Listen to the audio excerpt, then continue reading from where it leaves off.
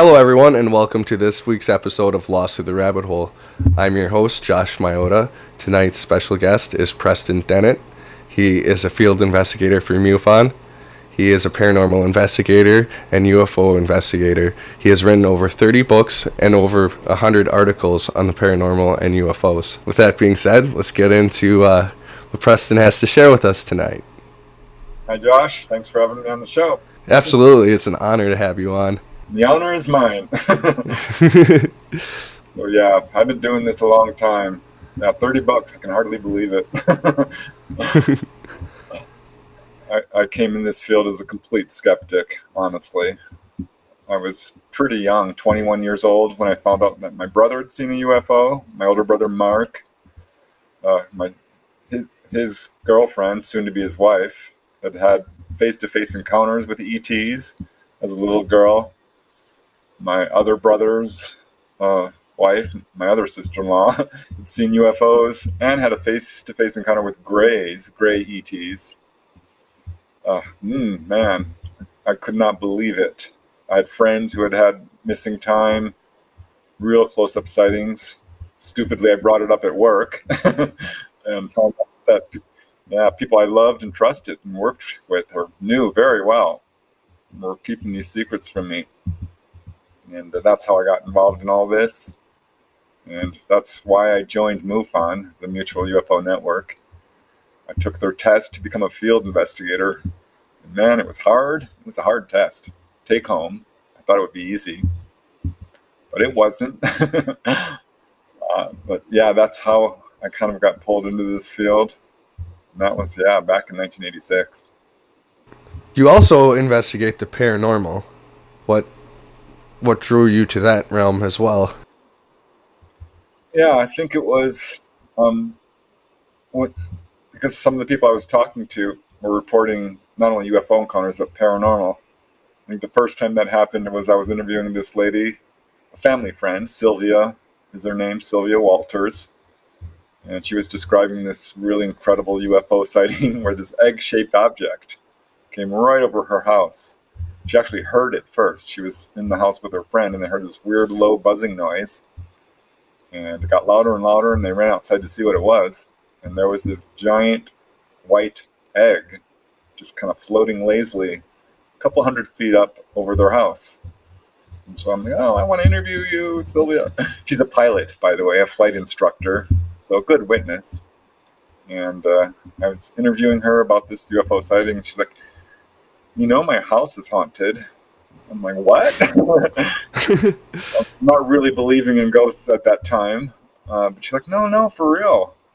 And she described how all these ghostly encounters. She would hear coughing in the bathroom and someone spitting into the toilet, and then the toilet would flush. She'd run in there, and nobody was there.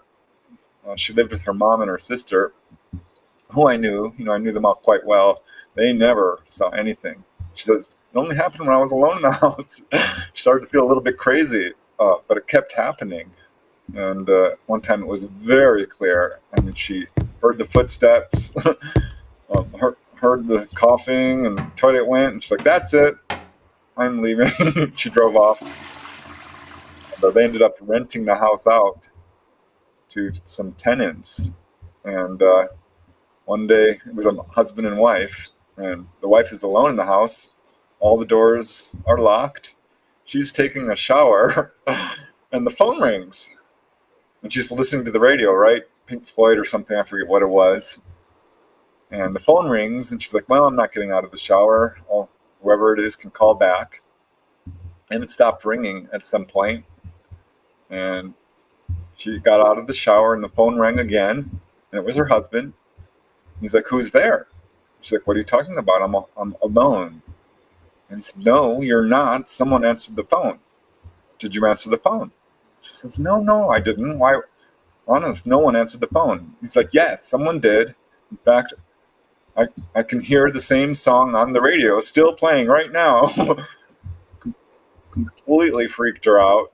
She ran around checking all the doors, and finally called up Sylvia and says, is there a problem with intruders in this house?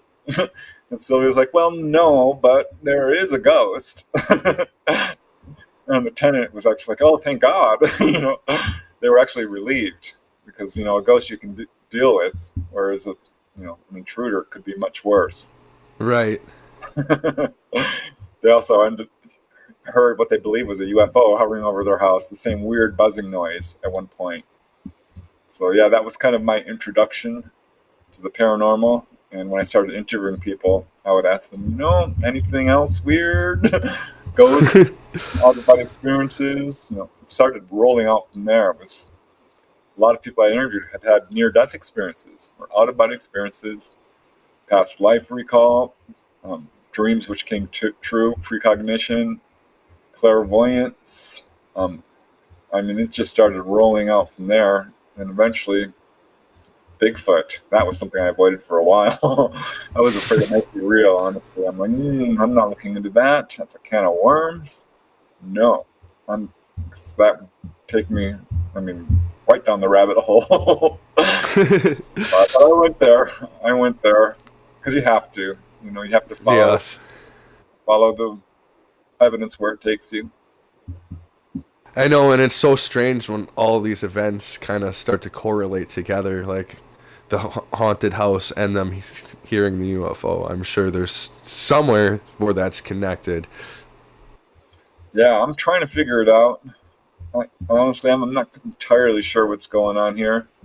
I kind of think that when someone has really close encounters, it wakes them up and or tracks this somehow. Here's a weird case, which involved a ghostly investigation I was doing. Because I got real into the ghost thing for a while. It's still mostly UFOs, but man, oh man, I wanted to see ghosts because people I was talking to them had ghost encounters. I wanted to see all this stuff myself, and I ended up seeing UFOs and ghosts and having a Bigfoot encounter and out-of-body experiences and all this stuff. But there was, this was back in Southern California, and at the time I lived in Canoga Park, which is a suburb outside of Los Angeles, and I was interviewing these two ladies, young women who had rented an apartment in Van Nuys, not too far away from where I lived. And it turned out it was a really cheap apartment. But we scored. This is great. Because they didn't have a lot of money. They were kind of struggling actors and didn't have a great income. So they found this really low rent apartment. It turned out to be in a retirement building. They said it was weird from the beginning because people were dying right and left because they were so old. The ambulance was always coming to pick someone up and sometimes not bring them back. At any rate, not long after they moved in, they started hearing this knocking noise on the wall with the neighboring apartment.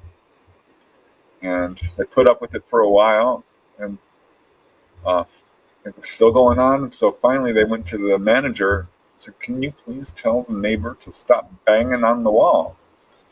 And the manager said, well, he was complaining about you banging on the wall, and he moved out. He couldn't take it anymore. They're like, but the banging's still going on. She says, there's no one there.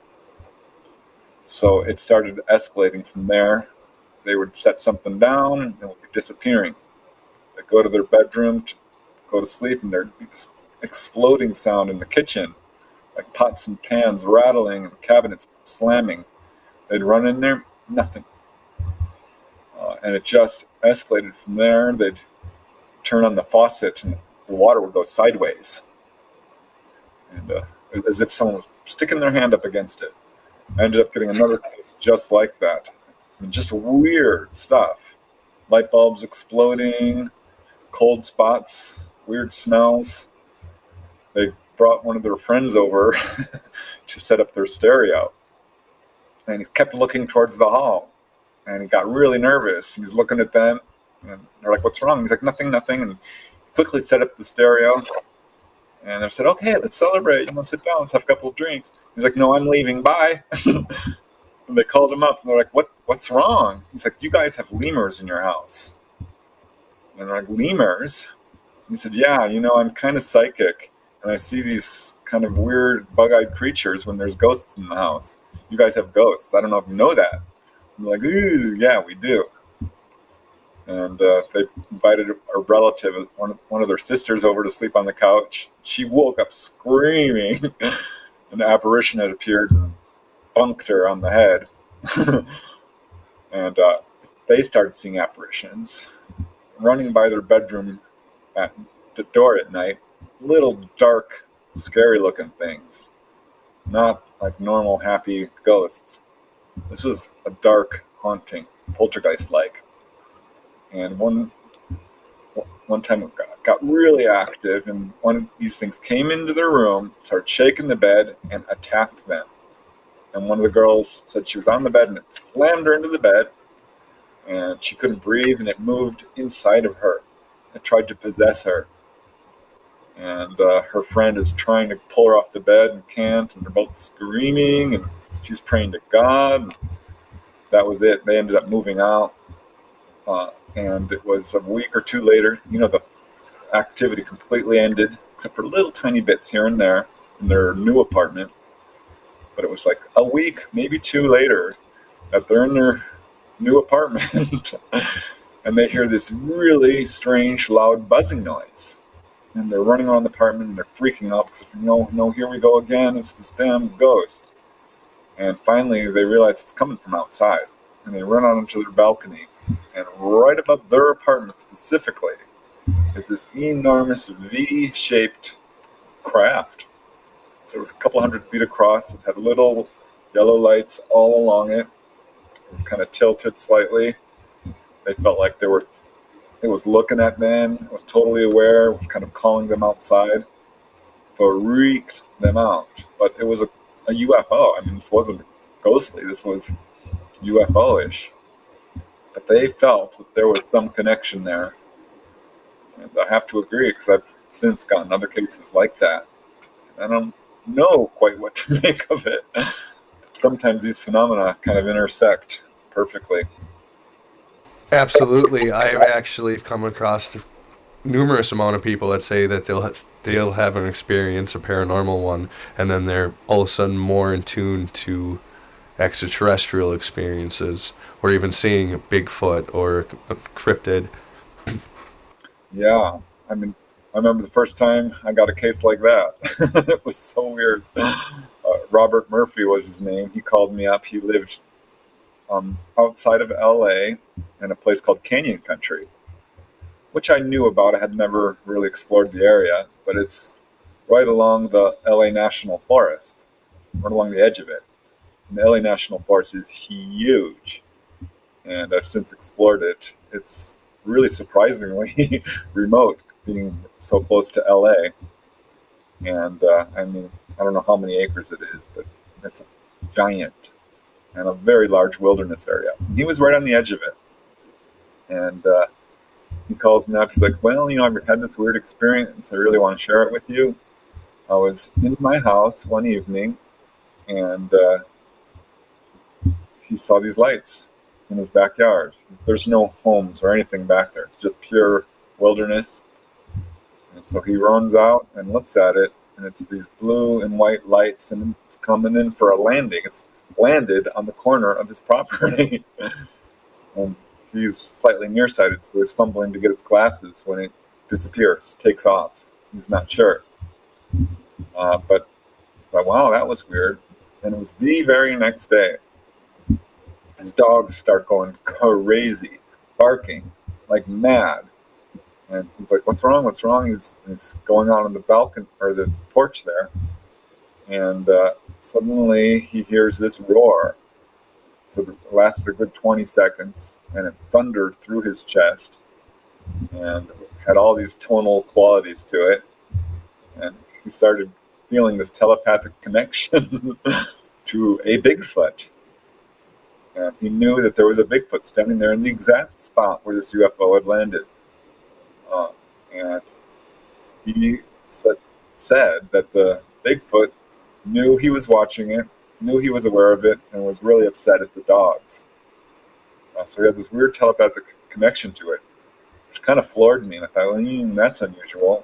But after I started researching Bigfoot and getting other cases like his.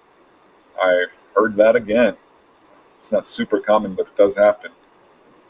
And he went out, it roared for several times. Not like a lion or anything, or a bear, which there are some, there are wildcats out there. He's absolutely convinced this was a Bigfoot, and went there the next morning and did find what he believed are impressions, footprints. They weren't super clear. But he says what was even stranger, because I'm like, okay, well, oh my God, that's strange. He's like, wait, I'm not done yet. I'm like, okay, what? And he said, following this, they had a poltergeist outbreak in their house. Bad. Doors slamming, lights going on and off, footsteps, all of this stuff, which kind of, climaxed and then petered out pretty quick. But he felt that they were connected. And I have to believe him, because later I would run across cases. And I ended up like, okay, fine, Bigfoot, let's go there. And started researching Bigfoot.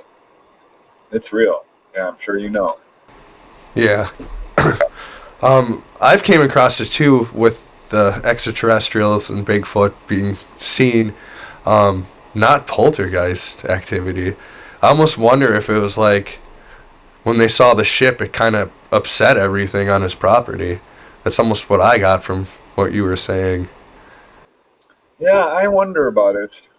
I really do. Because people are like, maybe Bigfoot's an ET, and I'm like, well, I'm not so sure about that. Bigfoot have been around forever. We've got, oral traditions from Native Americans, stretching back hundreds of years, reports all over the world. I think perhaps these Bigfoot are in contact with the ETs. I don't know. It's weird. I ended up researching that area and found a long history of Bigfoot in that area. And I did find another case where a guy's out there camping in the LA National Forest. I mean, it's a big area. It wasn't exactly the same area. But Canyon Country does have a lot of Bigfoot. But this guy was deeper in. And he saw a UFO landed. He came upon it was already landed. And there were little gray guys, and a Bigfoot ran right by. So I have to believe there's something to that. I know there's a lot of cases in Pennsylvania, specifically with the Bigfoot UFO connection. I ended up doing a whole write-up on cases involving the Bigfoot UFO connection. And there's 50 or 100 of them at least on record. Even if you cross over further and like talk about Mothman, there's similar. There's always UFOs around when he was sighted. Even in the recent ones in Chicago. I don't know if you heard about that. I think that was like 2 or 3 years ago. All these mail carriers kept seeing Mothman and then seeing lights afterwards. Yeah, it's strange. It's very strange. I think there's a lot more cryptids out there than people realize. I did have my own encounter with a Bigfoot, by the way, of which I kind of was looking for this stuff. Like I said, I'd really like to experience it myself. Hearing all these people I love and trust talking about UFOs, I wanted to see one, and I eventually did. We can get into that, but I'll share my Bigfoot encounter if you want. Absolutely. Yeah, it was cool. Very strange. I mean, I found it thrilling. I had been interviewing this lady who lived in Acton. She had UFO encounters, by the way, major ET visitations. But it was much later that she called me up. She's like, I think I have a Bigfoot around my house. I'm like, why would you say that? She says, well, I hear this screaming outside late at night. It sounds like a woman being murdered. The neighbors are complaining. The horses are going crazy. This is in Acton on the other side of the LA National Forest, sort of where Lancaster, Palmdale area, the high deserts outside of LA in Southern California. And she said it just kept going on. And then she would hear stuff walking around outside at night. She lived at the time with her young son. He was like 5, 7, around there, and a roommate. And one night, she was she woke up and this Bigfoot was looking at her through the window. And freaked her out. And next morning, she asked her son and the roommate, and they're like, "Oh my God!" I thought it was the roommate thought he was perhaps dreaming. I wasn't going to tell you, but yes, I saw this Bigfoot looking at me through the window, and her son started jumping up and down. He's like, "Monkey Man, mommy! I saw the Monkey Man too." Oh, And wow. yeah, he climbed the tree outside his window and snapped this fairly big branch. I ended up going there and looking at it. I took pictures, and they didn't come out all that well, but yeah. And she showed me the footprints. I'm like, well, maybe. They weren't super clear. But she says it kept coming, regularly. She asked me, she's like, I think I'm in telepathic contact with it, because it's telling me it lives in this one area, and that there's caves over here, and it's right, a couple of miles from our house. She's asked me, she says, Preston, they don't ever kidnap people, do they? And I said, no, they don't. Being still kind of new to Bigfoot, I wasn't aware that there are Bigfoot kidnapping cases, as you may know. So I, was buying books furiously at this point and really diving deep into it. I'm like, oh no, Albert Ostman, he described being kidnapped. And there's this case from Canada where a woman was kidnapped. And there was quite a few, actually. I called Wendy up. I'm like, actually, yeah, they do kidnap people. I wouldn't worry too much. She's like, ah! I'm like, why did you tell me that? I'm like, I'm just being honest. I wouldn't worry too much about it, but maybe stay inside at night. So it kept going on, and I was kind of interviewing her through this whole process. And she said one night she hears this thunk on the roof, and she knows it's out there because she can smell this thing when it's around. I'm like, what does it smell like? She gave me this really vivid description. She said it smelled like dirty socks, vomit, rotting garbage, death, and shit. That's what she said it smelled like. Dirty feet, if I didn't mention that. And, a very vivid description, which kind of made me laugh because she's unfiltered. I mean, she's just a hilarious lady. And lets it hang out. I'm like, oh my God. And she says after hearing this thunk on her roof, she knew it was there. Comes out the next morning, and there's this giant boulder on her roof. She had to get 2-3 guys to pull it off. She's like, do they do this sort of thing? I'm like, well, yeah, they do. They're all about rock throwing. And they're very territorial. And she was describing all kinds of things that I've read about, certainly. I'm not really a professional Bigfoot researcher, but I got into it for sure and have interviewed a number of people. So she's like, well, I know where it lives. You want to come up and see? I can show you. I'm like, okay. And so I drive up to her house, and we wait till it's kind of close to evening, because she says that's when it comes out, is when it gets dark. She didn't want to wait till it was completely dark, and I understand that. So we kind of waited till it was dusk, right? Or just before dusk, and she lived not far off the 5 freeway, which is a hugely busy freeway, just 2-3 miles off. But it's a pretty wilderness area right off this freeway. And she's like, okay, I'll take you where it lives, where I think it lives. And off we drove, and we were on a cement road, and then it went off this dirt road, winding up into this canyon area. And we drove maybe 3 miles, a mile or two down this dirt road to where it was very steep terrain. There was this ravine that went, I don't want to say straight down, but 45-degree angle, and up to this giant mountain. And she's pointing to it. She's like, that's where it lives. I can tell you this is where it's coming from. I'm like, really? And by this time it is getting dark. The stars are just starting to come out. You can't really see into this ravine, but I saw that it was very deeply wooded, or thick brush, and so steep. I'm like, there's no way we're hiking in there. You couldn't. You kill yourself. So we're getting out of the car, and she gets out of the front seat, and she's pulling all this equipment out of the back seat. We brought cameras and sound equipment because we were going to capture this on video. And I'm get out of the car, and I'm standing in front of the car, kind of surveying the situation, the scenery, and looking at this mountain where she says it lives, this ravine. And that's when it roars at us. And honestly, my first thought was a jet had swooped down overhead, which, of course, it wasn't a jet. There was nothing overhead. There was not a plane in the sky. And this was a loud, loud roar, much like a lion, kind of, but different. I've heard lions roar at the zoo.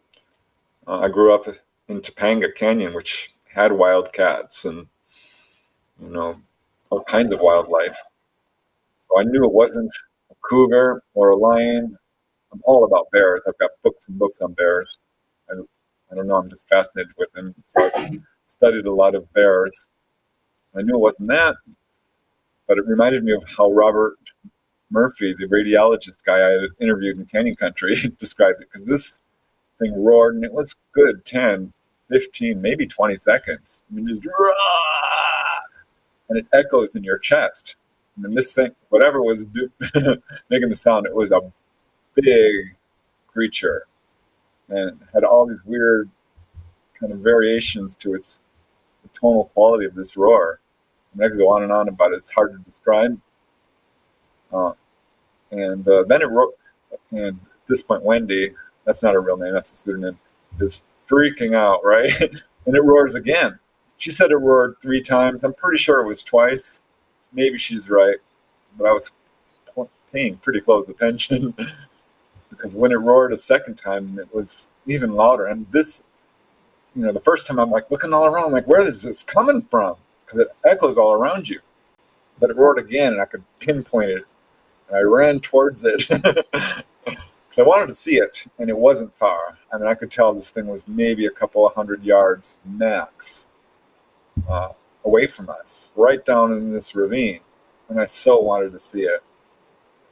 And Wendy just screams bloody murder. Like, oh my God, what are you doing? Get back here. We're leaving now. Get back here. And I'm like, oh, shoot. But she became utterly hysterical. But she really was losing her mind over this, especially because I was running towards it, which may have been foolhardy. These things can be dangerous. They don't generally hurt people, but some of them are. One quick question before you unwrap that. Were you armed when you went running towards? No? No, I wasn't. Wow. I kind of wonder about myself, but I wanted to see it. Come on. And what better way to die than being, kidnapped by Bigfoot? Maybe foolhardy, but yeah, that's what I did. And she lost her mind, so I turned around, and she was waving at me hysterically. I'm like, okay, fine. And we got back in the car and drove off. I so wanted to stay. I really did. She's like, what are you doing? You're crazy. Let's get out of here now. And we drove off. So that was my main Bigfoot encounter. My sister-in-law had also gone out with Wendy some weeks earlier looking for this thing, and they heard it stomping through the brush, running towards them. And they're like, that's it. Got back in the car, and they returned to her house. But yeah, so my sister-in-law also had an encounter with Wendy's Bigfoot. It's crazy. Yeah, I ended up interviewing a lot of people. I ended up writing a book on Bigfoot, another book where I wrote a big chapter on Bigfoot, California's history. California it's the leading producer of Bigfoot reports in the U.S.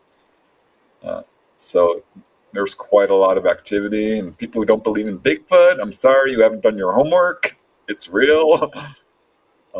Can be hostile, but I think usually isn't. Can be really friendly too, but definitely real. Almost every nation has a sighting or something very, very, very similar. Yeah, it's amazing. Goes by different names. Uh, and yeah, I ended up writing a book called, what was it, Bigfoot, Yeti, and Other Ape Men, because some are very human looking, human-ish. I mean, they're hairy, bipedal beings. I'm thinking probably there are still Neanderthals or Cro-Magnons or, you know, primitive humans running around. There's no But then doubt. it almost seems like what you were saying too, that on a like spiritual sense or telepathic sense, they're way more evolved than us Yeah, in that sense. I started getting weird cases. There was one guy I interviewed who was like, honest to God, I don't know if you're going to believe me, but I was up in the Sierras and I was at this riverbed and just really enjoying. He likes hiking alone, and he said he was just looking at the river and boink, this Bigfoot appears right in front of him and starts communicating telepathically, and said that he lives there. This is his stomping grounds, and boink, a female Bigfoot appears, and boink, a little child Bigfoot. He's like, "This is my family." I'm like, "Oh my God, are you serious?" And he's like, "Honest to God." And this Bigfoot said, "We have the ability to turn invisible if we want. This is why people can't see us. We know when you're around." And having read quite a bit about Bigfoot, there are other cases of this. As you know, there's quite a bit of controversy. Some people think this is a primitive primate that's just wandering around and isn't necessarily intelligent. And others say, "Oh no, it's a paranormal Sasquatch and has all these." I think there's probably different types, but I lean towards these guys being absolutely sentient, intelligent, and psychically evolved even beyond most humans. And then if you go into like the First Nation Native American side of it too, you almost get the sense it's some noble forest spirit or guardian. Yeah, honestly, I think that's exactly it. And this, I think, speaks towards the UFO connection.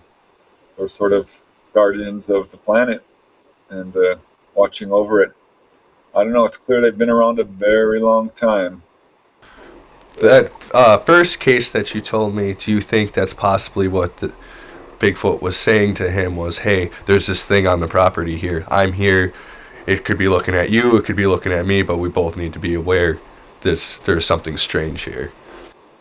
Yeah, it's weird because I think this is something I have seen. Someone like discovers Bigfoot's real or wants to have an encounter and reaches out to it. They do, and that's very much true with UFOs.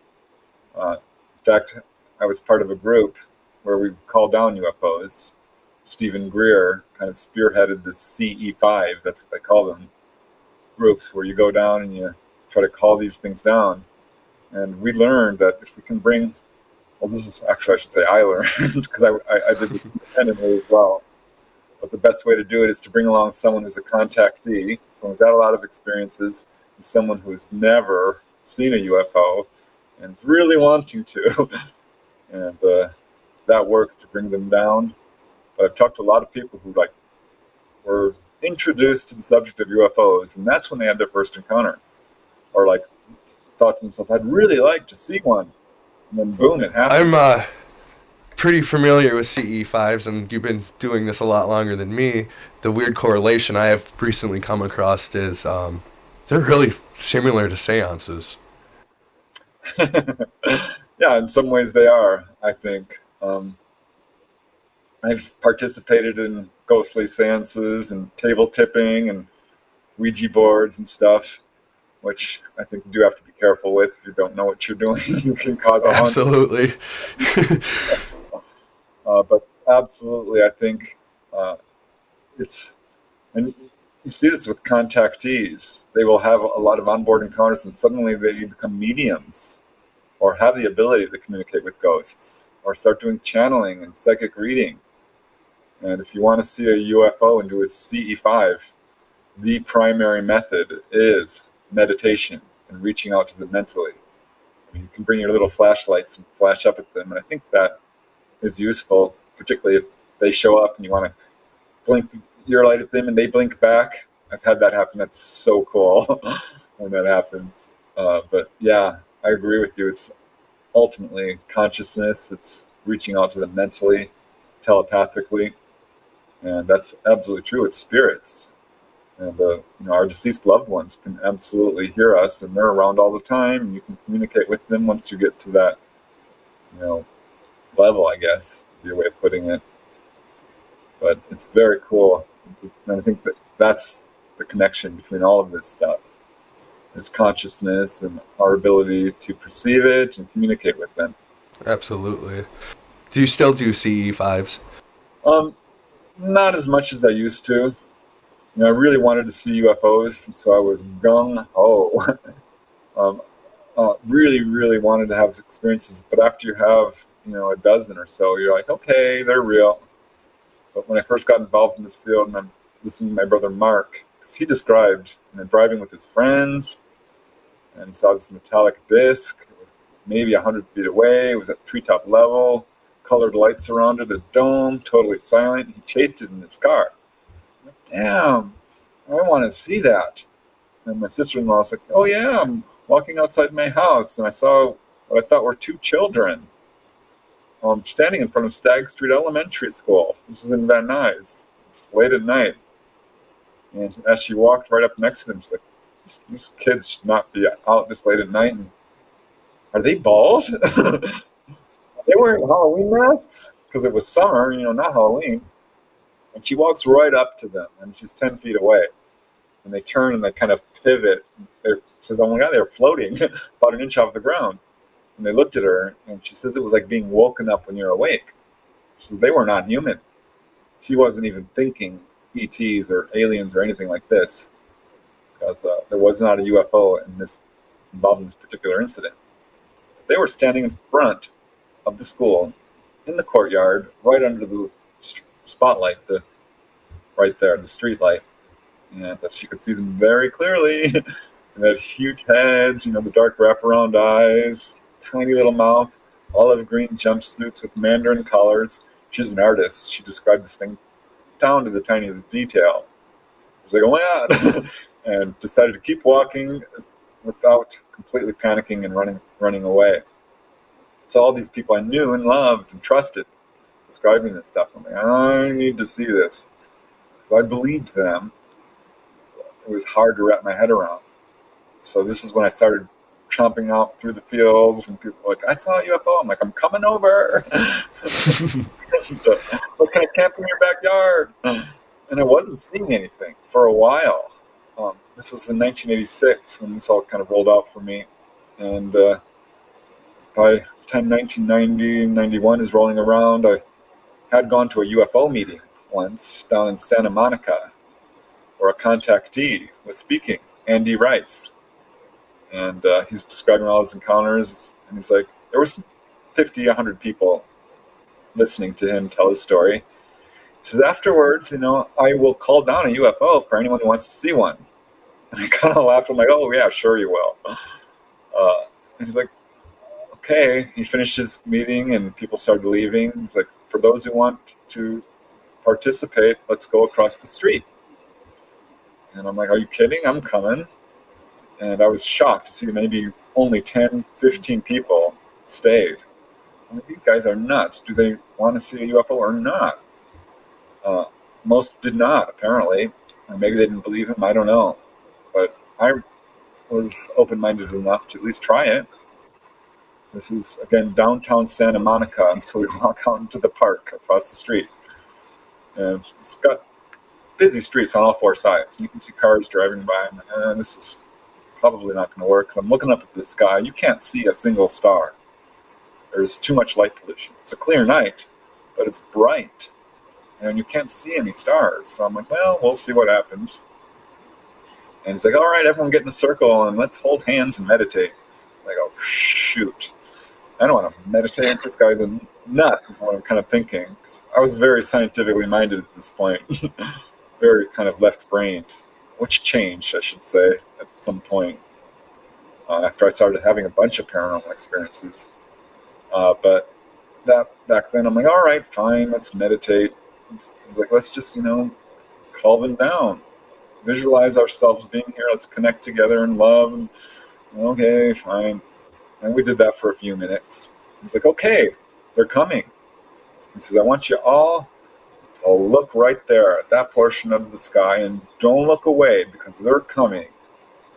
And he's like, here they are, and they're coming. Give it a second. And it was less than a minute. I would say it was about 20 or 30 seconds when, boom, this giant shooting star is what it looked like to me, comes angling downward and flashed and disappeared. And I thought, okay. But I was skeptical, and it was just ambiguous enough. I'm like, well, I don't know. I don't think so.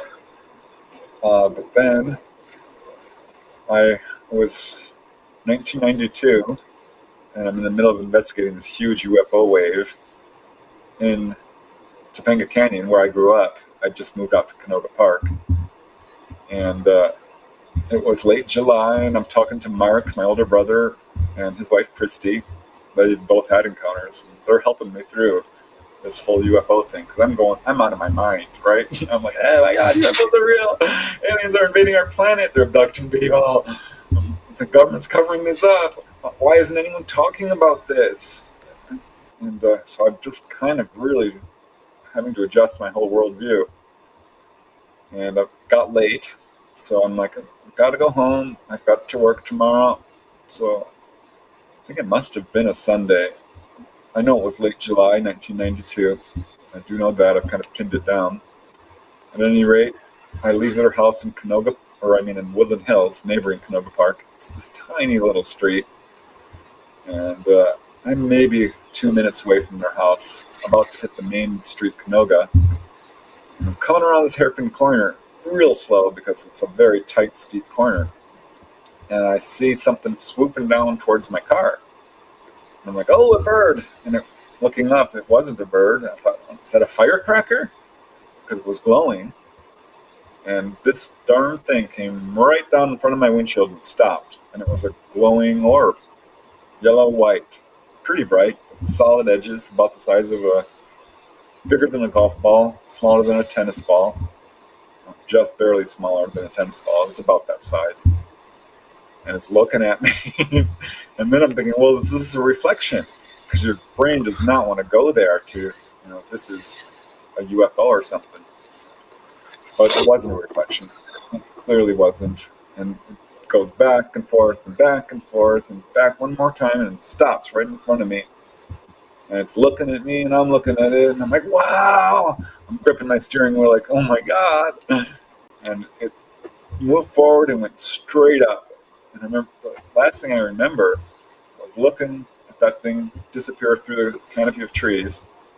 And that's all I remember. I don't remember anything after that. And in fact, I forgot the whole darn experience. It completely left my mind. I would, and normally do, turn around and say, Mark, Christy, guess what? I saw this thing. I don't remember doing that. I don't remember driving home. I forgot the whole experience until like 3, 4, 5 months later. And that's when it came back to me. I'm like, damn, I wonder if I had missing time. No, I think I did. So that was that one. And then it rolled out from there big time. Because it was a month later, we went up to Crater Lake, Mount Shasta area. And one of these things showed up. Marco and Christy, again, by chance, because we're still up. We stayed up late hoping to see something. The whole family was there. I've got a big family, 5 brothers and sisters, and we were all going camping on vacation. And Mark's like, give me the flashlight, I saw something. And Christy and I are looking at him like, no, you didn't. He's like, no, honest. And we had brought this giant flashlight, and he flicks it, and this light flashes back at us, and it's pretty low. And Christy's like, flash it again, flash it again. And so Mark goes, click, click, and flashes it twice. And this darn thing appears in a different section of the sky and goes blink, blink, right at us. And, I'm in college, I think, at this time. And was around that time. Yeah, I think I just graduated, very close to around there. At any rate, I was taking all kinds of astronomy courses because I was, of course, interested in all this. And I knew it wasn't a satellite or ball of lightning or a plane or a balloon or you go down the list. It was communicating with us, hands down, no doubt in my mind. And it was a month later that I joined Stephen Greer's Sea SETI group, and we went out and saw stuff on the first darn night. I couldn't believe it. There was a group of 50 of us, and someone screams, "What's that?" And we look up, and there's this giant glob of light. This was way the heck up there at the zenith. But I knew enough to know that this was unusual. And we went out the next night, and this time there was maybe 20 of us, because we had a core group, which ended up going out over a number of years, which was about 10 people. And suddenly, we're just all in meditation, our eyes are closed, and someone shines a darn flashlight in my eyes. I'm like, how rude. We're supposed to be meditating. And then they did it again. I hear people start murmuring. So I open my eyes, and flash, this kind of strobish light comes right over our group from above. And almost in a weird way, you could kind of feel it. It was a weird light, not normal.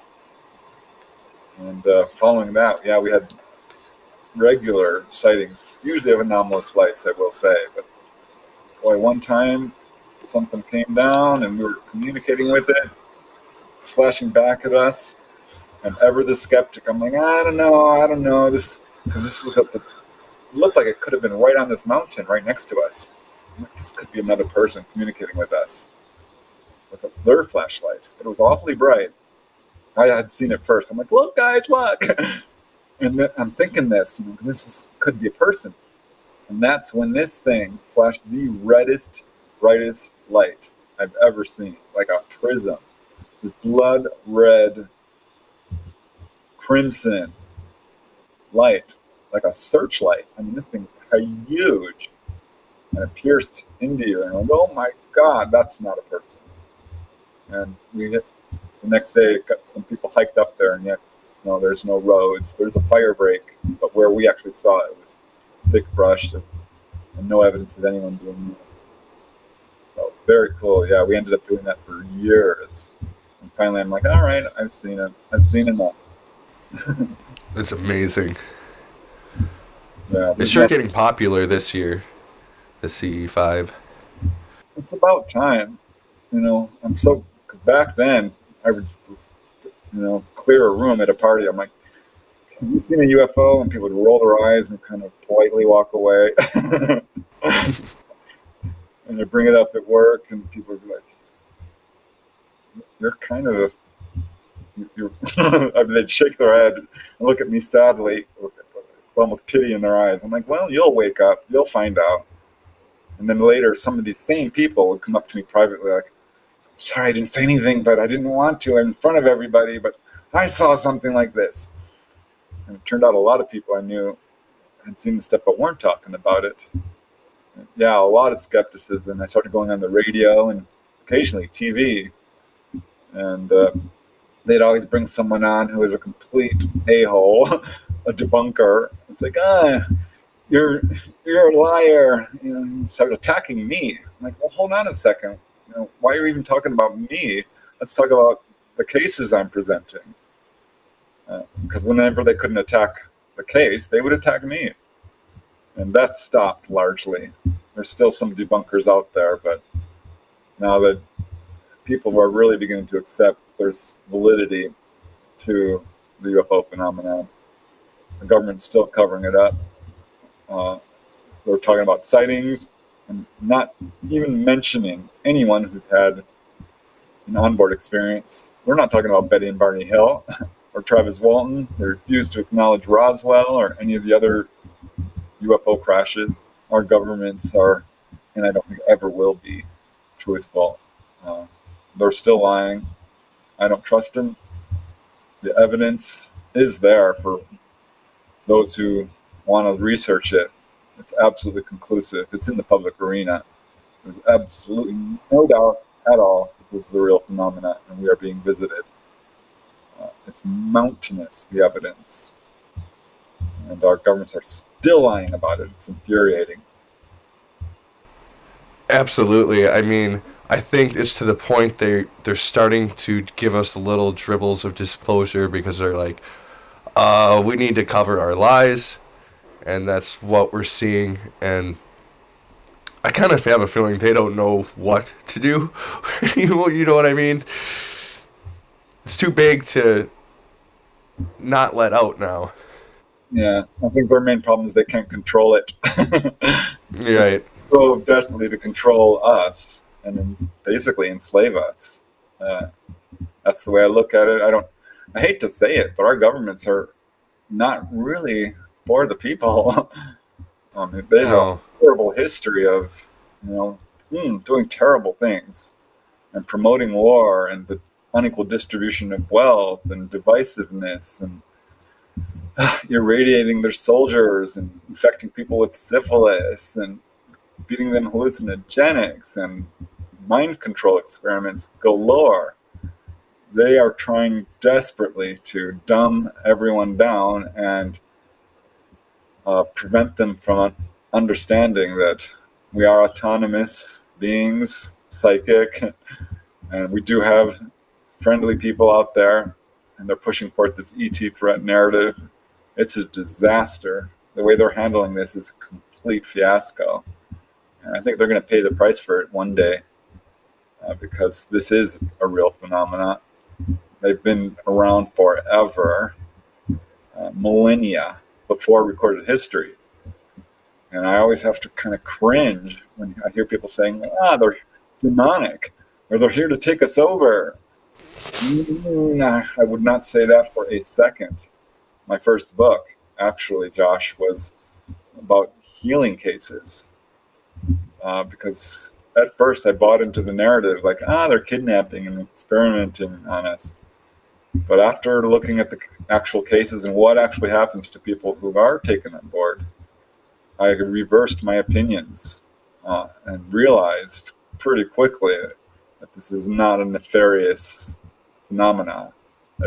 It's the opposite. It's actually for our benefit that ETs are reaching out and have a mission, basically, to heal, to wake people up, to inform them about how we are mistreating each other and our planet.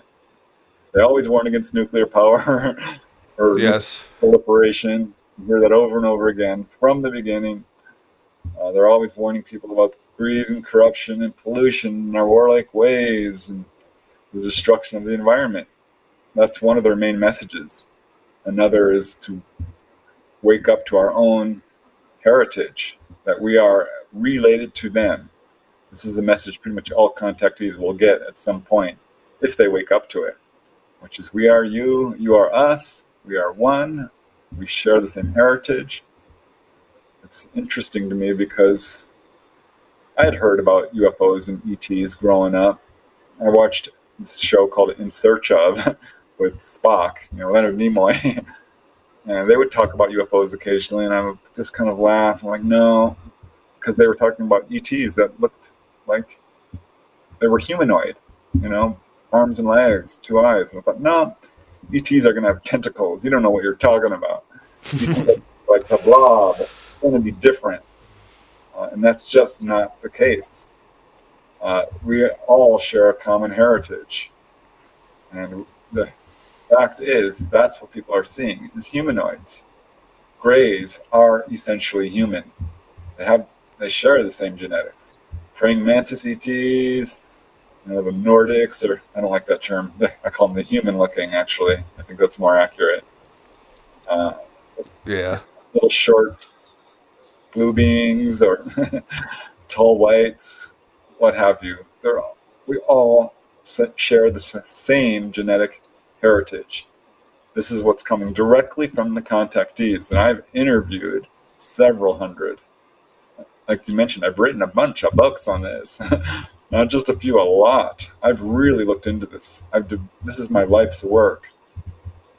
And we have nothing to be afraid of except our own secret governments, the cabal, who are dastardly and heinous. I love that word. brain is, I don't trust them. They're downright evil in what they're doing. They have no right to cover this stuff up. I get infuriated. I get all fired up when I get onto that particular aspect of all this. But yeah, I've mostly focused my research on contactees, because I think that's where the answers lies to what's going on our planet. And we've got a good handle on the ET mission, which is to heal. This is why people are being brought on board, to maintain our genetics. I just recently interviewed this lady, Dolly Saffron is her name, and I was so delighted because, having interviewed a lot of people, a lot of them do have fear surrounding their encounters. A lot of them have missing time. A lot of them are freaking out and don't remember everything that's happening to them. And along comes Dolly. She contacts me, and she's like a few people I've interviewed. She's woken up to it. She's overcome her fear. She's not having missing time. She's what I would call a fully conscious contactee. Has her experiences in real time, has no fear, and has had a lifetime of experiences. And so I'm interviewing her, and I'm starting asking questions that I have. Because what is the ET agenda? I already pretty much had a handle on it. That it was healing, that it was to guide and teach and wake us up to our own psychic abilities. And she's telling me the same thing, but in much greater detail. We ended up putting out a book. Well, I was going to say this year, now we're in 2023. It was just 6 months ago or so. We put out a book called Symmetry, a true UFO adventure. She says, yeah, the main purpose behind onboard experiences is to maintain our genetics, which are being destroyed by gamma radiation because the magnetic fields of our planet are collapsing. Ooh, gosh, I've heard this before. But she's laying it out in real detail. She's like, I want you to look up this website. I'm like, okay. It's called Suspicious Observers. And you can look this up. It's run by Ben Davidson. He's a scientist. And he describes how our sun is throwing CMEs, coronal mass ejections, at us. And that we're at the end of a cycle, and that our planet is, in real peril here, which I kind of already knew because the ETs have been saying this forever. This is the main message contactees will get. And yeah, sure enough, you can verify all of this if you want. Don't believe me? Look it up yourself. We are being hit by coronal mass ejections that are causing all kinds of problems. And Dolly was told flat out by the ETs that the day is coming where it's going to hit us so hard it's going to knock down our entire electrical grid, put us back basically to the Stone Age, and this will be a precursor to a micronova.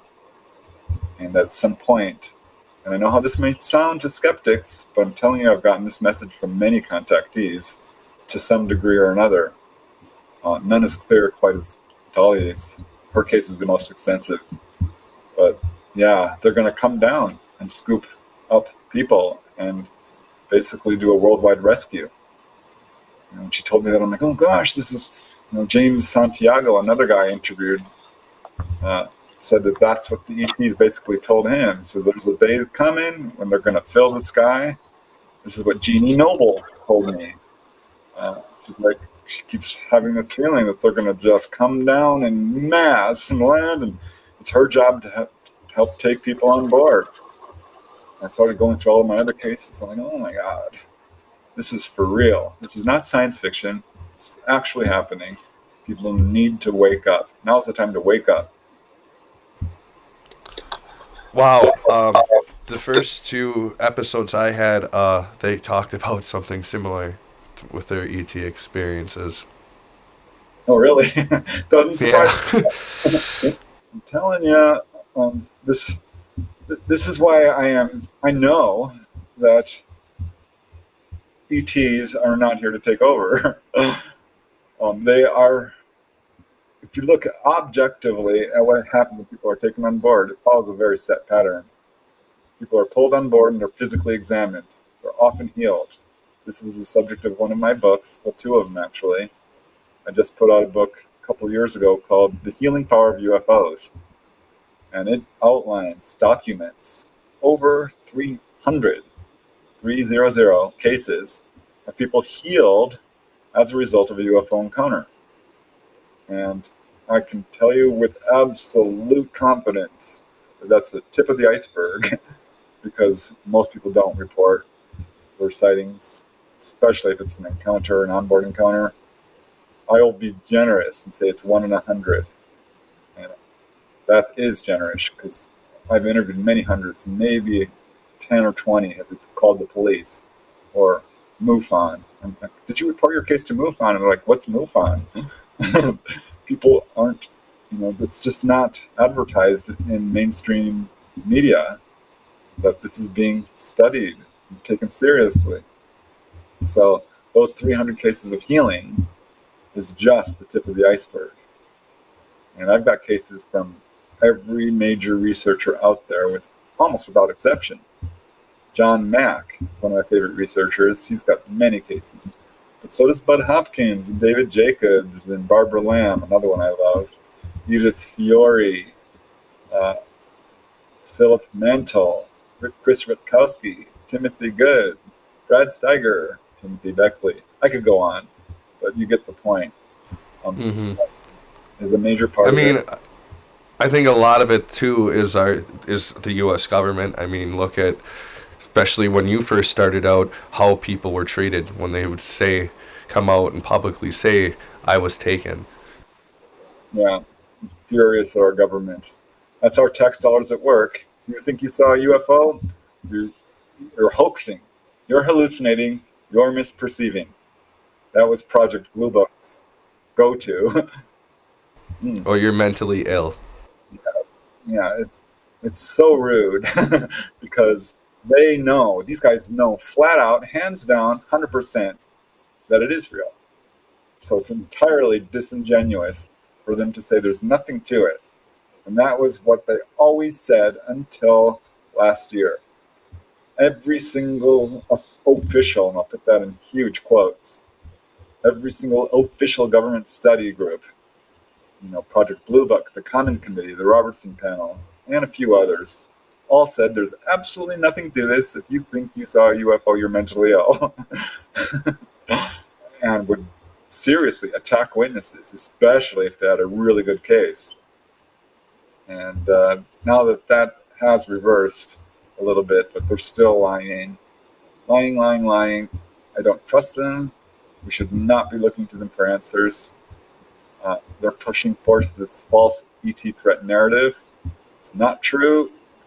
And I can tell you, having interviewed so many people, that healing after a physical exam, a healing, which is really scary for some people, especially in the beginning. Oh my God, they freak out. Dolly, the lady I wrote the book about, has often been on board when people are pulled on board, and she says they completely panic. They will crap their pants. They will attack the Greys. They will faint. They will just lose their minds because they're so darn afraid. And the ETs are like, don't be afraid. Why are you screaming? What can we do to stop you from screaming? That's what they asked Whitley Strieber, because he was freaking out. They are not trying to hurt or scare people. It's the opposite. And many people, most, at some point get over that. But there's many people who are taken on board, and they react calmly, understand what's going on, and this is when they report what really takes place. Because at some point people do get over their fear. And they'll physically examine you and heal you. But then if you're not freaking out, you're not going to have missing time. You're not going to be paralyzed. They will give you a tour of the craft. Hands down, this happens, I don't want to say every time, but most of the time. They will take you down to the engine room. Like, look, here's how we do it. We basically, Dolly described it in great detail, but most people get some messages along the lines of electromagnetism and this sort of thing. But Dolly describes it in detail about how they harness the magnetic fields of our planet. Not harness, but use it to fly their craft. And then they'll take you up onto the observation deck, is what I would call it. usually the top of the craft, but not always. It can be anywhere because they have the ability to turn the walls transparent. I've heard this so many times from people. They're like, well, it wasn't a window exactly. They just turned the. One guy says they turned the entire craft transparent. I thought it was going to fall down. Uh, and they show you all the star fields. Saturn. I've heard many people describe that, or the moon, or most often they'll show you a star field or the Earth down far below you, or even another planet. And after that, they will take you to the engine room, or this is not necessarily the same order, but at some point they will take you to the engine, or not the engine room, the helm, the control room, I guess you might call it. And they will say, look, here's how we fly the craft. It's mental. We psychically hook up to it. Would you like to try it? I've interviewed several people who are sat down in the chair and allowed to fly the craft.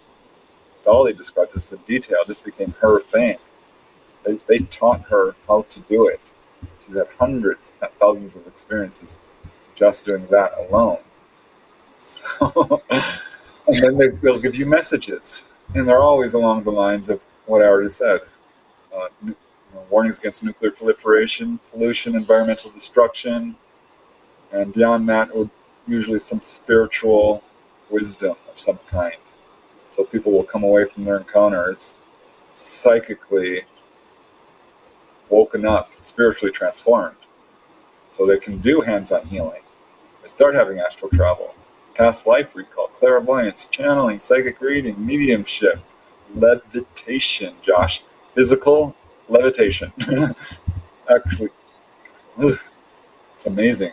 I can't tell you how many people I've talked to who've actually physically levitated following their encounter. A bunch of them. This is something we can do. Yeah, this is the mission. Does that sound hostile to you? No. Gosh, I get infuriated when people push forth this, they're kidnapping us and experimenting on it.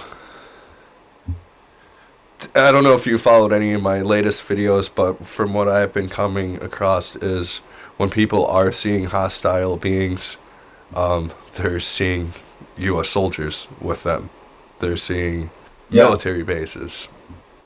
Yeah, this speaks towards the real problem here. My labs, military abductions, mind control. This is what a serious situation we're in, and this is how bad our.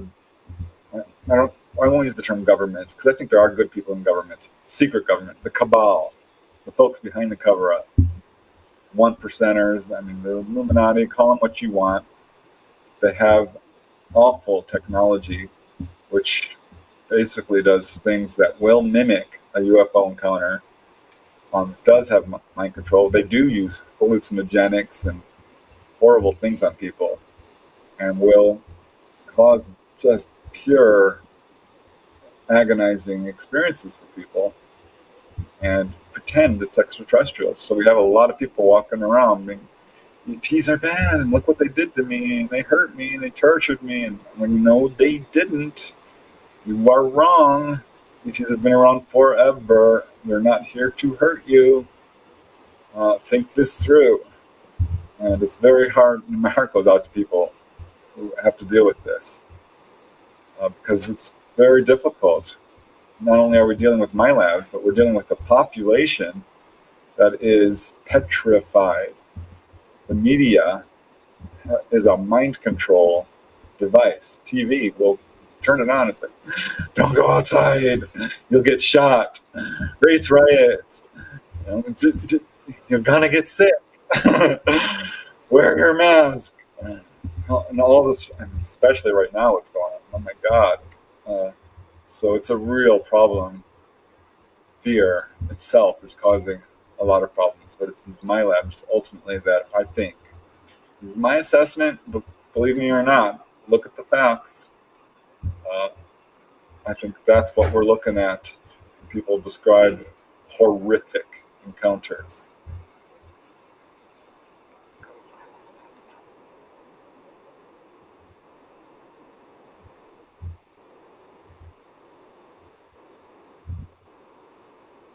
Yeah.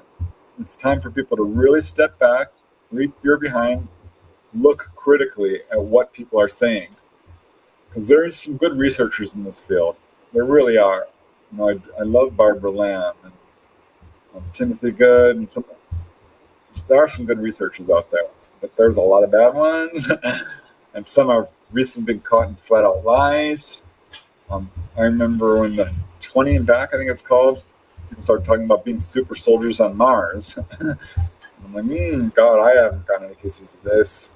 I don't want any cases like this because it's demonstrably untrue. You cannot live on Mars.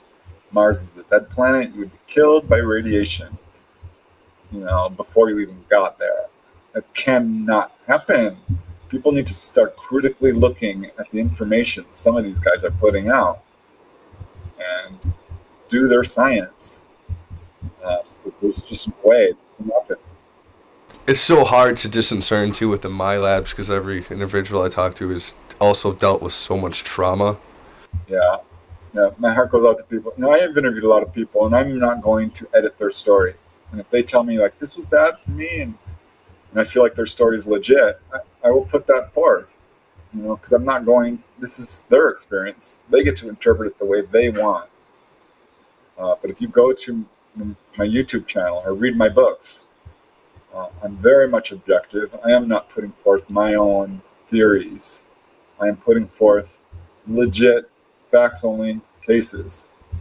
And the vast majority report that this, was scary in the beginning, very, for some. And there's a small minority who are absolutely convinced this was demonic. One guy I interviewed was a Marine officer, and he was clearly my lab. Clearly, and he knows it. He says, I think they experimented on me, the military. I'm like, yeah, I agree.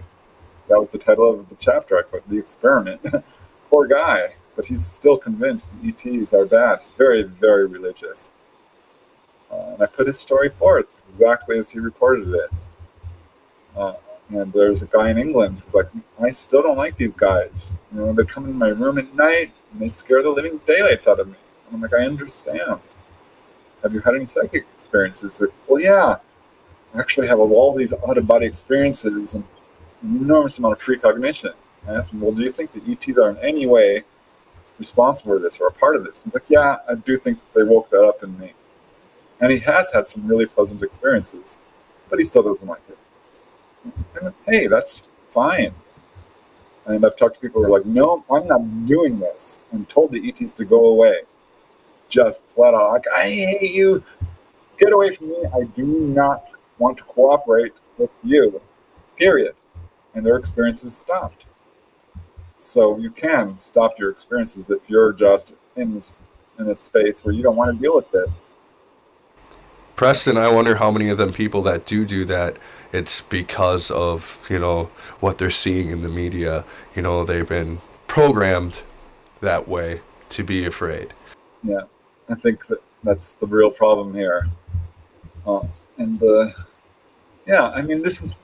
This is my assessment. This is what I am found out with my research.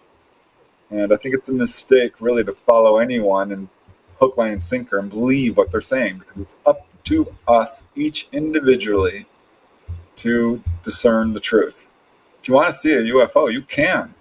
Absolutely. If you want to see a ghost, you want to have an out-of-body experience, there's some amount of literature on how to do that. That's what I did. I wanted to have these experiences. I saw, I had a Bigfoot encounter. I've had UFO encounters. I've seen ghosts, which is amazing to me, having grown up so skeptically and thinking none of this was real. I'm now at the far end of the spectrum. Like, yeah, I've had that experience, which is why I'm so glad, to be on your show, Josh, because the work you're doing is important. People need to know this. They really do. We're at a crucial time where people need to wake up. Thank you, Preston, too. And I feel like recently everything has been way more active the past few years, and there's a reason for that. My biggest thing, too, is if you need to be open-minded. Like you were saying, if you're having experiences, don't disregard somebody who's having an extraterrestrial experience. The realm crosses over. Exactly. Yeah. If someone feels it's bad for them, I will do my best to counsel them, and I'm not going to tell them, this is not bad for you, because I have to respect that. But absolutely, I think the best thing we can do is treat each other with love and compassion and try to leave fear behind. Well, we've covered a lot. I think one thing I will say is that another ET mission is to announce their presence. And you can see this with the regular waves that occur every 5 or 10 years over some major city or a small town. They are announcing their presence. They put on displays. I wrote this book called Schoolyard UFO Encounters. I don't know if you've heard of the Rua, Zimbabwe case at Ariel Elementary School in 1997, I think it was, 94, where UFOs landed next to the school and showed themselves to all the students. ETs came out, gave them messages. Stop chopping down the forests. Stop polluting the air. Stop abusing technology. This was the message given to these kids. And when I heard about this case, it rang a bell. And after connecting the dots, it took me a while, I will say. But there was another case in Australia, the Westall High School case, where UFOs landed next to the school. And another one in Florida, Crestview Elementary, UFOs landed next to the school. And I found another in Broadhaven in Wales, and Hillsdale College in Michigan. I started collecting them. And I found over 100 cases, Josh, of UFOs. Wow. Yeah, hovering over schools, really low level, long-lasting sightings, widely viewed. 50, 100 kids, 400 in some cases, 500 more. Daytime sightings, they're put on displays, they land. In 1/3 of the cases, they land, or humanoids are seen. My point is, this is their publicity campaign. They're announcing their presence to kids who are very open-minded and very able to learn and not prejudiced. And more recently, I wrote a book, just real quick, called UFOs at the Drive-In, at drive-in theaters, because I found 3 cases in a row when I was writing UFOs over Colorado. I had 3 cases where UFOs hovered over drive-in theaters at night while people are watching the movie. And I thought, oh my God, I have my own case in California. Is this a thing? I started to think of others. So I scoured the literature and UFO databases of various organizations. Again, I found well over 100 cases, largely U.S., because we're drive-ins are popular here. And it was very much like these schoolyard encounters. They're putting on displays, releasing smaller craft, flashing their lights, starting around. So I think we are looking towards a future where there will be disclosure one way or another. I don't think our governments will ever do it, not voluntarily, certainly, but we're going to have open official contact at some point. It's inevitable. And I think, we might be going through some very rough times, but it's going to be exciting, and there is life after death, so you don't have to worry about dying or anything like that. You can always come back and in a brand new body and young. So, yeah, I think that would be what I would want to add, is that they are there, they've always been there, and there's going to come a day when everyone will know this. Know it. Absolutely. It almost makes you wonder, too, if this is kind of why drive-ins have died out. People are having too many experiences. Well, I don't know. I'm not sure. I think there's a lot of reasons, probably. I did look into it, because the drive-ins are still hanging on. And I do have some real recent cases, actually. 2019, I think, was the most recent.